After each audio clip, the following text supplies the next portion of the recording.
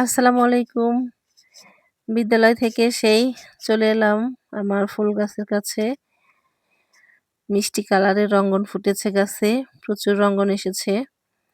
ফুল আমার খুবই প্রিয়। আমার ফুল বাগান করা খুব শখ। যদিও সময় হয়ে ওঠে না। তারপরেও দেখেন আমার এই রঙ্গন গাছটায় কত সুন্দর রঙ্গন ফুল এসেছে। স্কুল থেকে ফিরেই একটু ফুলের গাছের কাছে না আসলে ভালো লাগে না। তাই আসি। ওদের সাথে একটু দেখা হলে খুব ভালো লাগে। আমার ২ ধরনের রঙ্গন গাছ আছে বাড়িতে। একটা হচ্ছে মিষ্টি কালার, এটা হলো টকটকে লাল। প্রচুর রঙ্গন এসেছে।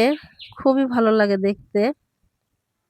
দেখেন কি সুন্দর রঙ্গন ফুল থোকা, থোকা লাল রঙ্গন ফুটেছে একেবারে ঝাপড়ানো গাছের মতো ছড়িয়ে ছিটিয়ে আছে প্রত্যেকটা ডাল। আমি ইচ্ছে করে ছেঁটে দেই না।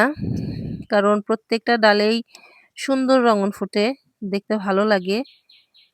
আর ছেঁটে দিলে গাছটা তো অল্প মানে চাপানো হয়ে যাবে। যেহেতু বাড়িতে জায়গা আছে, এইজন্য গাছটা এরকমই থাকে। দেখতে মনে হয় যে একটা ফুল গাছের ঢিবি। ঢিবিতে ফুটে আছে প্রচুর রঙিন ফুল টকটকে লাল। খুবই ভালো লাগে। দেখেন বড়, বড় রঙিন ফুলের থোকা। খুব সুন্দর। মন ভরে যায় দেখলেই। আমি তো সময় পেলেই ফুল গাছের কাছে একটু আসি। ওদেরকে একটু ছুঁয়ে দেখি। খুবই ভালো লাগে। দেখতে পাচ্ছেন? এত সুন্দর রঙন ফুটেছে। প্রকৃতির সৌন্দর্যে ফুলের মাতোয়ারা। দেখেন, সবাই দেখছেন এত সুন্দর রঙন ফুল ফুটেছে। খুব ভালো লাগে। নিজের গাছে এত ফুল ফুটেছে। ফুলগুলো দেখতে ভালো লাগে। মাঝে, মাঝে আমরা ছবিও তুলি ফুলের সাথে।